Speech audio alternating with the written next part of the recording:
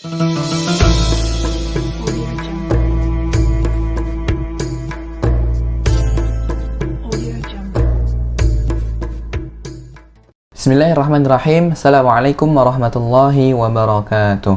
Alhamdulillahi rabbil alamin. Alhamdulillahilladzi hadana lihadza wa ma kunna linahtadiya laula an hadana Allah. Wassalatu wassalamu ala Rasulillah Muhammad ibn Abdillah sallallahu alaihi wa ala alihi wa sahbihi wa man walah, amma ba'd. Ayah bunda yang dirahmati oleh Allah Subhanahu wa taala beserta santri-santri Rutawa Mahya, alhamdulillah kita kembali dipertemukan dengan bulan Ramadan. Bulan yang mana bukan hanya soal menahan lapar dan haus, tapi bagaimana juga kita bisa menjadi pribadi yang lebih baik dan lebih peduli terhadap lingkungan sekitar masyarakat kita. Allah Subhanahu wa taala berfirman dalam Al-Qur'an, A'udzu billahi minasy syaithanir rajim. Bismillahirrahmanirrahim. Wa la tufsidu fil ardi ba'da islahiha. Yang artinya, dan janganlah kamu berbuat kerusakan di bumi setelah Allah memperbaikinya. Quran Surah Al-A'raf ayat 56. Ayah bunda yang dirahmati oleh Allah Subhanahu wa taala, dalam ayat ini mengajarkan kepada kita bahwa kita sebagai seorang muslim nggak boleh ngerusak lingkungan atau bersikap cuek terhadap permasalahan sosial. Yang mana kenyataannya masih banyak dari kita yang kurang peduli.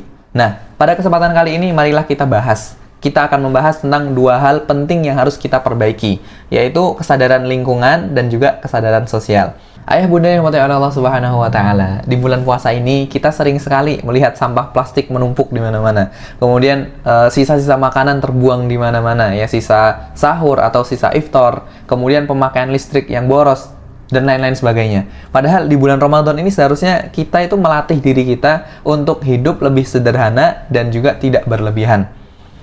Salah satu dari banyaknya contoh-contoh yang ada di sekitar kita. Nih, kita lagi buka puasa, mau buka puasa, ngerasa kita ini pengen makan yang sangat banyak. Jadi pas mau buka puasa, kita sering ngambil makanan yang banyak-banyak.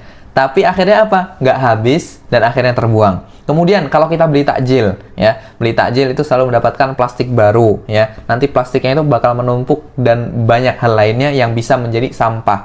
Kemudian habis sahur, kita kadang lupa matiin lampu, kipas angin masih nyala, AC nyala, TV nyala, semuanya listrik dinyalain. Padahal Rasulullah SAW bersabda dalam hadisnya, "Kulu washrabu wa tasaddaqu walbasu fi ghairi israfin wala makhilatin."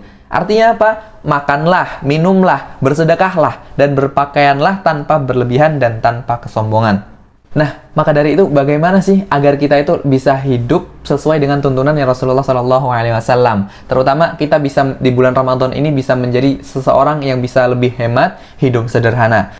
Kita mungkin bisa mulai dari yang praktis-praktis terlebih dahulu. Kalau kita mau makan, kita mau ambil iftar, kita mau ambil sahur, itu ambil makanan secukupnya. Kalau misalkan kurang, kita bisa nambah lagi. Kemudian kalau pakai botol minuman atau wadah makanan, itu pakai botol sendiri atau wadah makanan sendiri untuk mengurangi sampah plastik. Dan juga yang ketiga ini mungkin kita bisa hemat listrik dan air contohnya. Karena boros itu bukan kebiasaan orang yang beriman, ya.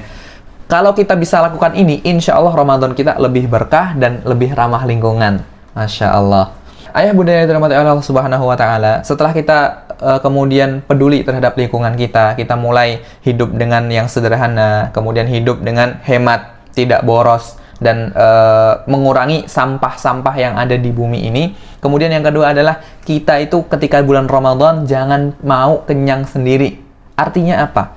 Di bulan Ramadan ini mengajarkan kita untuk lebih peduli terhadap orang lain.